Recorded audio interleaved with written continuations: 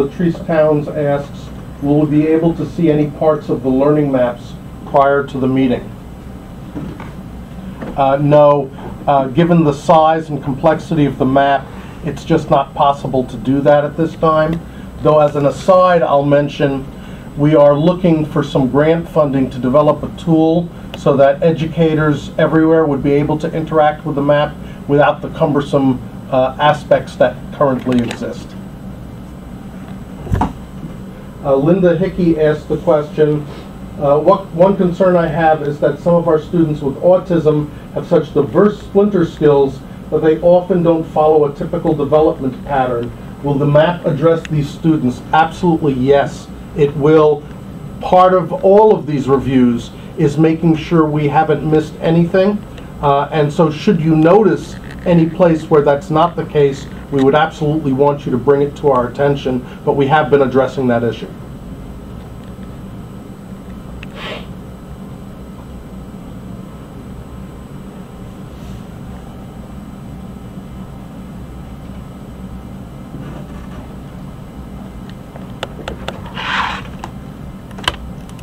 The silence you keep hearing is as we're waiting for people to type responses.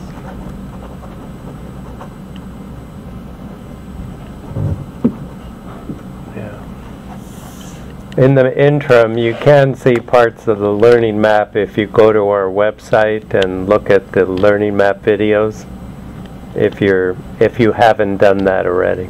Ann Finley from New Jersey asks, do we need to bring any materials or reference books with us, or just our experience? Your experience. You need to bring no reference books at all.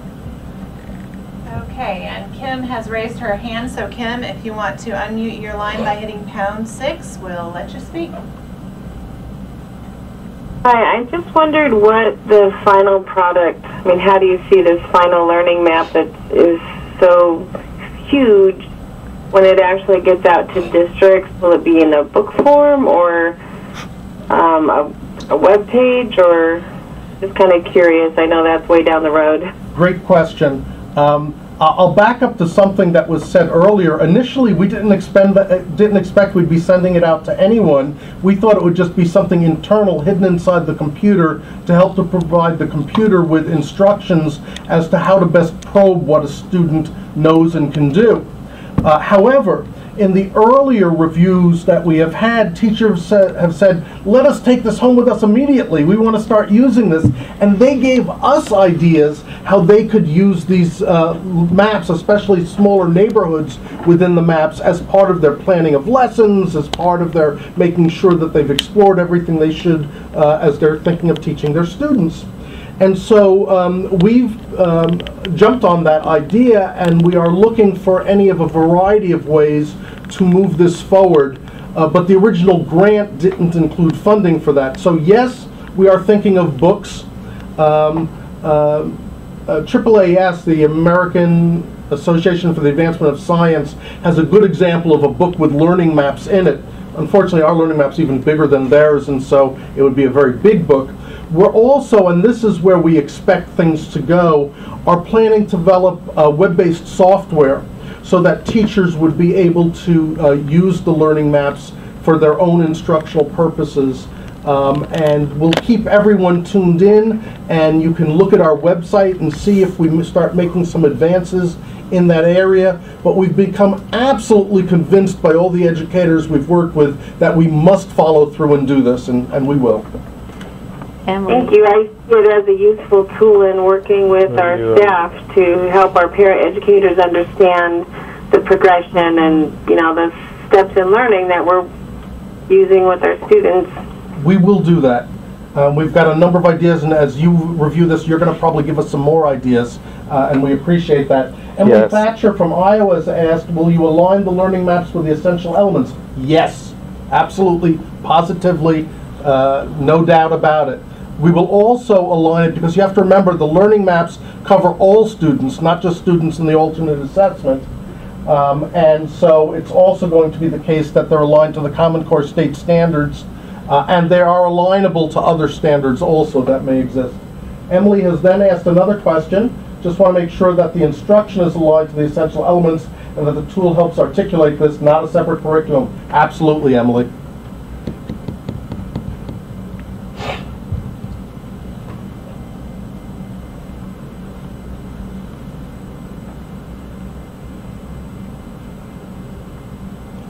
Oh, I missed a question or a comment. Larry Tim said he'd like to see a model of the assessment. We are working through some more details about the assessment model. There's some information that's available on our website currently. As we work with our governing board over our next 2 meetings especially, it's going to lead to much greater detail that can be shared with schools and districts.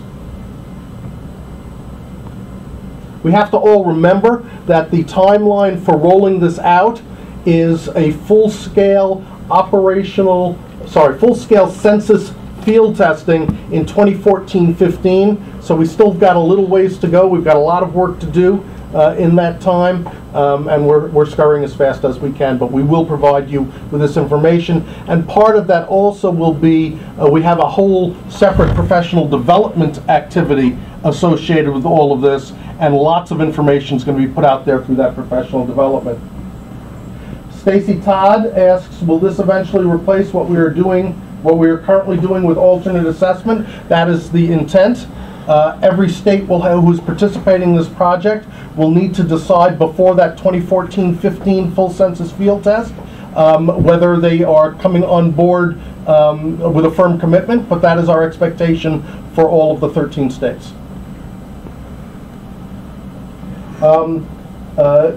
Jennifer Bozier, and I apologize if I've just mispronounced your name, asks, are the learning maps including suggestions on accommodations and teaching strategies? Not directly, but we have applied for some funding and are applying for yet additional funding to create professional development specifically around teaching strategies within neighborhoods in the learning maps. Accommodations and universal design, more importantly in my mind than accommodations, are being built into all aspects of the assessment and the tools that we'll be providing, including the integration of existing assistive technologies with the system, so that students don't have to switch to something they're not familiar with as we move forward. So all of that is being planned.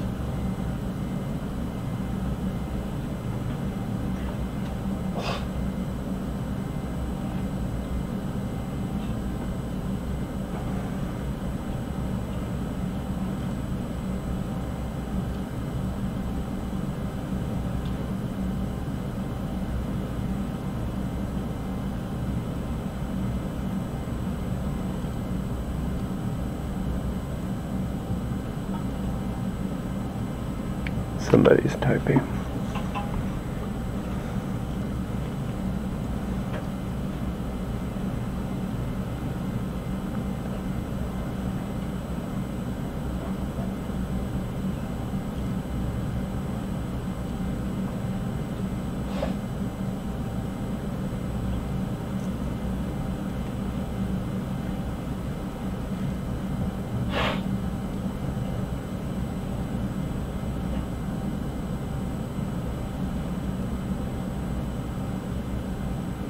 Amy Kester from Kansas asks, with alternate assessment, it ends up dating quickly.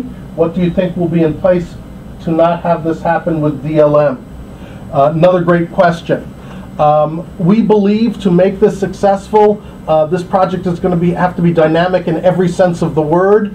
The U.S. Department of Education has provided us with a grant that develops the first generation of this system. This system is very different. This approach is very different than what has been used in the past, cutting edge, if I dare say so. But the day it's out there, it's almost obsolete. So you're absolutely correct. My hope would be that not only the states that are participating now, but the other states that are indicating their interest, potential interest in coming on board, find this sufficiently useful. And by the fact that we're working as a collaborative and thus reducing the cost of individual states, that in fact states sign on to continue the development after 2014-15 and continue adding to things. This in many ways is really the start, not the end. Having said that, that's me speaking for myself, maybe even for CETE. I cannot speak for the individual states. What we need to do is demonstrate success in that full census field testing, and after that, I hope that we'll have convinced folks that we can continue on. We're also getting lots of interest from other sources. As I said earlier, the map itself addresses all students, not just those in the alternate assessment, though we're only building out the assessment items for the students in the alternate assessment. But the interest is out there in some quarters for extending this to apply to larger percentages of students.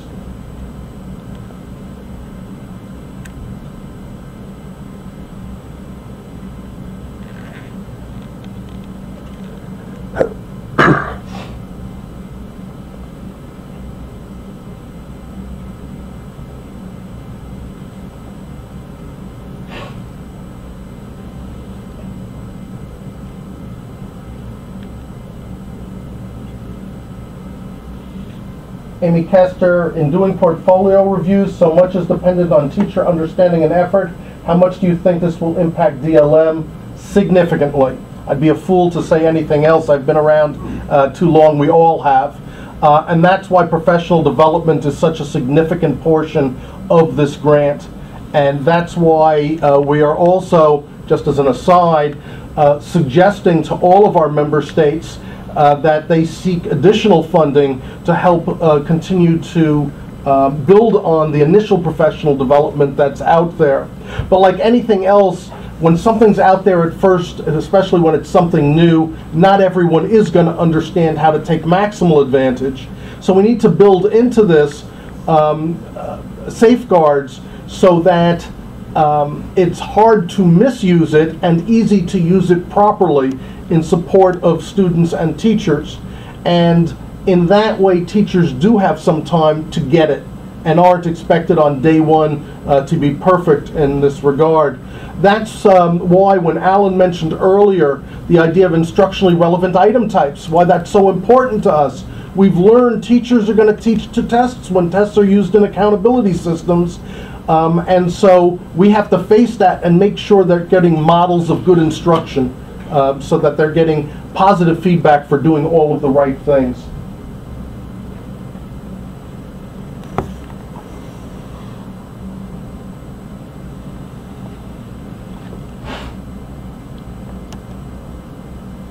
I want to add one more thing to that, to my response there, because part of what we've done in structuring this and some of the things that we have to work out have to do with providing structure to teachers as well as to students to help them do the right things. And so, and I'm not sure how this will be implemented or whether this will be implemented initially or something that will come down the pike.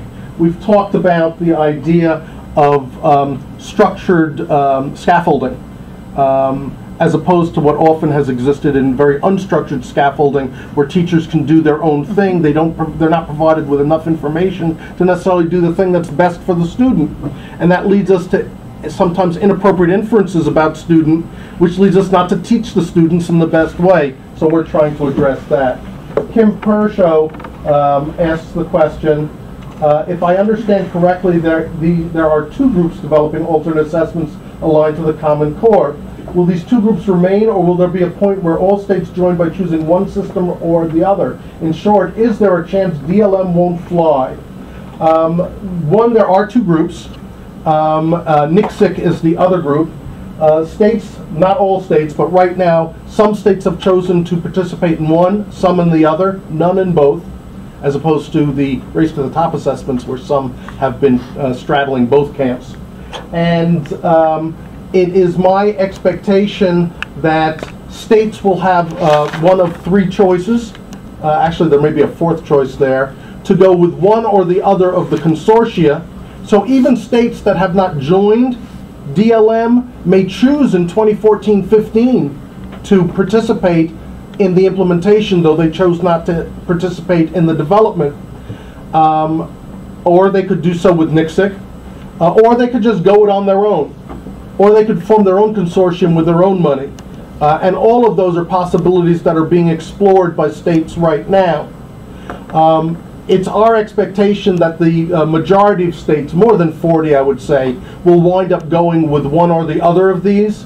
I see no significant probability, in other words maybe 0.00001, but I'm a statistician, I can't help myself putting all those zeros in there, that this won't go live and won't be successful. Deborah Stevens, Michigan, asks, will DLM address students with no clear use of language? How will we assess those students? Absolutely, we will be addressing those students. We have built the learning map down to levels that students who are at the very lowest cognitive working level have things that they can be doing. We start in many of our areas with the ability of students to attend to a problem that's being presented, or to have some very minimal interaction, and work up from there through the entire Common Core state standards. How will we assess those students? Those students will likely not be assessed on computers. These are students typically, or it is the expectation if we have properly assessed the level of functioning of the students, that they don't have symbolic representation at this time, and thus working with computers would not be appropriate for them because it's not concrete enough. There's an expectation that there will be a use of manipulatives, there will be use of a task bank where the teacher or a para goes to the computer to find the appropriate task for that student and then works with that student. And again, back to the instructionally relevant item types idea, that they do so in a way that they would be doing as part of good instruction anyway. All we're trying to do is capture the best aspects of good instruction and allow us to be structured in our collecting of information about student performance during those activities. Amy Kester asks, one of the benefits to alternate is that our students have typically been able to be successful in meeting standards. Administrators are scared to death of this. How do we talk about this to them? I'm very concerned about this issue myself. I think we all are, and rightfully so, and primarily because it's not something in our control. Accountability is something that is being pushed heavily by the U.S. Department of Education, and we don't know exactly what the parameters around accountability will be. We know that the U.S. Department of Education, in advance of reauthorization, is reconsidering other kinds of accountability systems and is broadening the definition of allowable accountability systems. We know that growth modeling, the buzzword growth, is acceptable in accountability systems as we move forward. I have yet no faith in what that means and whether it will create a system that really is in the best interest. I'm just being honest with you folks. That's really going to be in the best interests of students and teachers, but we are going to do everything we can to push that is the case. Can we put together a PD module for administrators? Emily Thatcher from Iowa. That's a great idea, and I'm not sure if it's in the works currently, but if it's not, that's something that we've got to add to the mix. We have multiple constituencies in this, and every one of them is going to need professional development. And Amy, don't worry about typos. On my best of days, my writing is filled with them.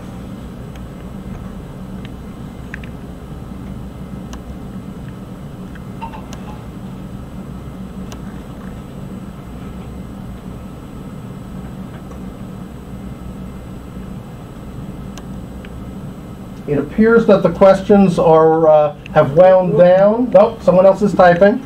I was going to say I bored you all to death. Hopefully not.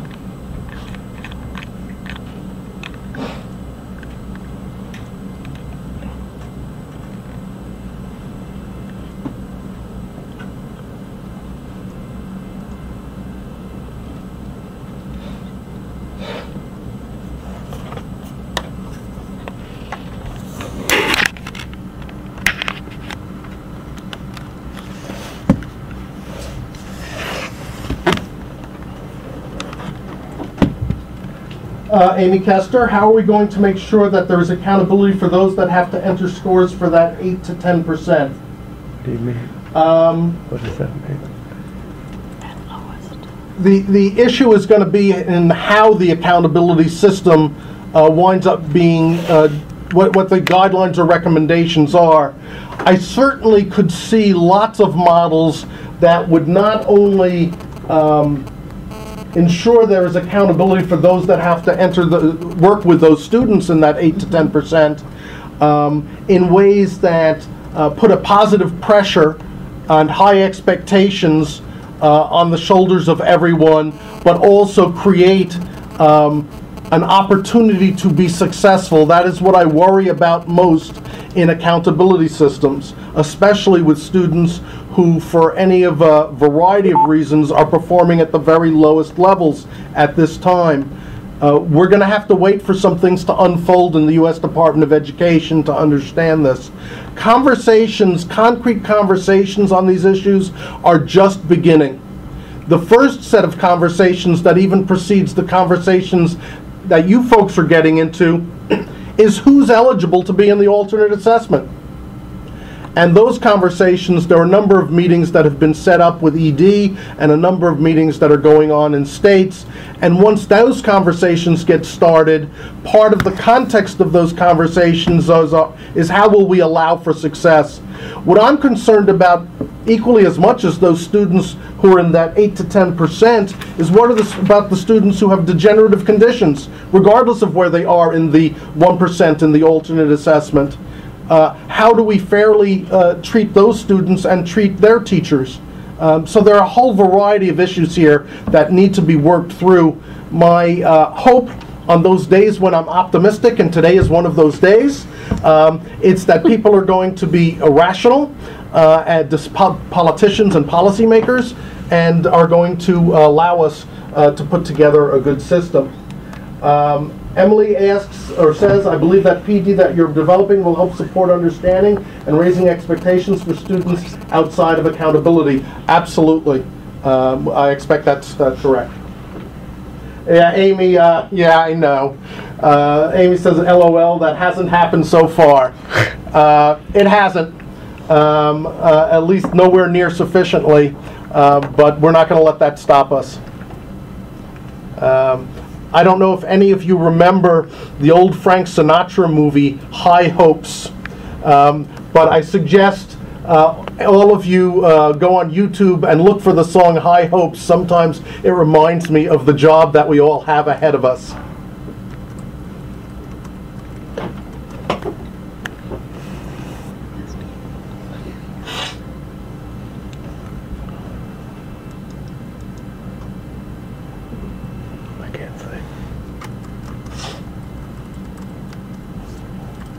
Thank you, Amy. Amy says, I do appreciate your optimism. Emily, thank you for leading us and providing us hope.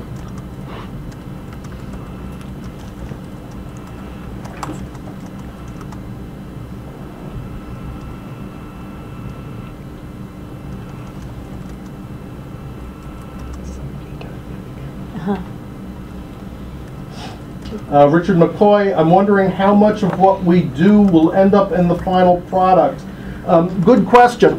What our experience has been so far with the reviews we've had is that every review cycle we do touches many areas of the map. And I'm going to make up this number, so don't hold it as a real number. But I'd say about 10% of the nodes and the pathways in the map get revised or added to every time we do some kind of review process.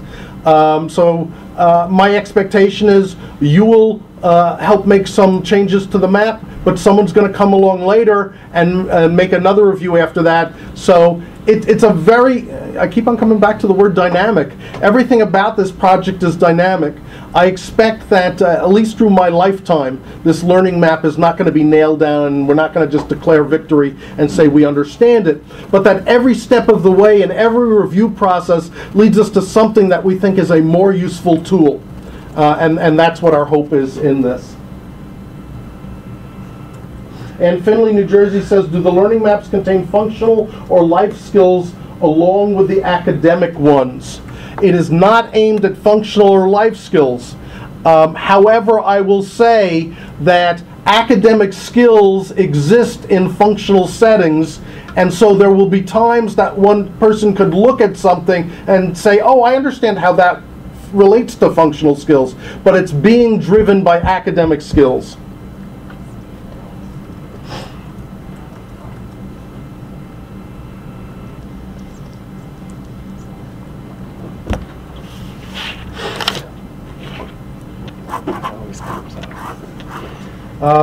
Richard McCoy, I appreciate your answer. It's disconcerting to work on something and feel it's just going to be sent to a dead file room. It will not be sent to a dead file room. This is going to impact the lives of children. It's going to impact the lives of teachers. I will say one thing in support of the statement that I just made, which was very rewarding to all of us. When we first decided to bid on this grant, we approached some of our colleagues in the special ed department at KU. Let me back up a second. My background is assessment, not special education.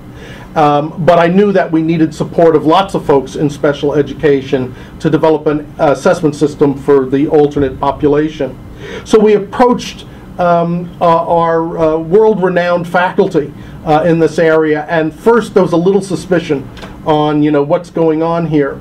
But very quickly, folks all got together across the university and recognized that we actually have a chance to really make a difference, that we have an opportunity to do something that's going to be lasting, that's going to have a profound effect on the lives of children, and to get the passionate advocates that are in our special education faculty, and then to bring on graduate students from those programs, and then to bring in other people from other special ed programs and experiences on board has been extremely rewarding, and no one is going to allow that to happen. Do you foresee this as having the same timelines of testing? We have more and more students going to school until 21 that we don't have guidance for. I'm not sure I'm following that question. When you say same times of timelines of testing, I was immediately thinking of grades 3 through 8 in high school, and then I was thinking of what time during the school year, and then when you raise 21, now we're thinking of the extended period of time that's allowed. It's my belief that as long as a child is in school and is part of the alternate assessment population, that this will be an appropriate assessment for them. And here's where I have to separate out assessment from accountability. There may be accountability regulations that say at this point in time an accountability decision has to be made about this student. But regardless, that should not be taken as saying that we can't continue working with that student, assessing that student in the most appropriate way, instructing that student in the most appropriate way. Larry, Tim, back to the functional life skills versus academic context is very important when teaching, and more importantly for assessment items. Absolutely, completely agree with what you say, and I think that down the road you'll be seeing some good examples of that. So when we start making some sample tasks and items available to teachers, I'll see you, I think you'll see a lot of that good contextualizing of things. And Finley says, okay, right now I infuse a lot of academics into real-life experiences for my students as a way to meet the state mandates, and it sounds like maybe the maps will give more support for that. That is my expectation.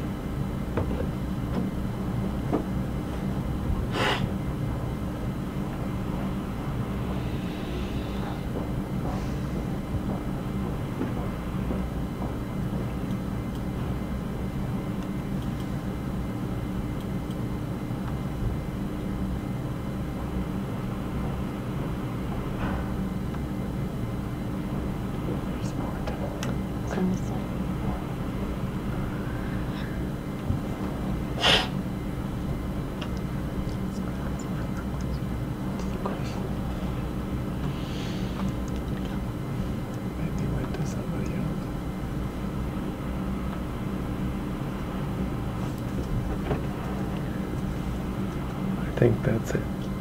I think we have no more questions. We're going to stay on the line for another minute or two in case any pop up. But if you have no other questions, you can feel free to start logging off. And thank you again. Thank you.